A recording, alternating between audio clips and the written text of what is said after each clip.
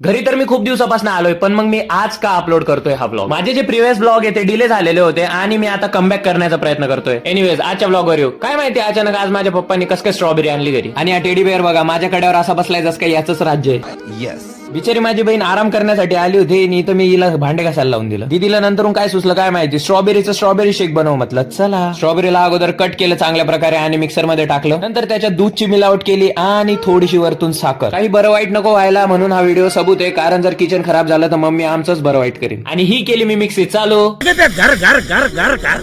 आम्ही याच्यात अजून दूध आणि साखर ऍड करू शकतो, तो सोबत मलाही पण टाकून दिली. परत मग मिक्स करण्याची बारी, पण यावेळेस माझी नाही दीदीची बारी. आणि हे पण आजीकडे कसं शांत होऊन गेलं. आणि एवढंच नाही, पुढे बघा अजून किती मस्ती करतो.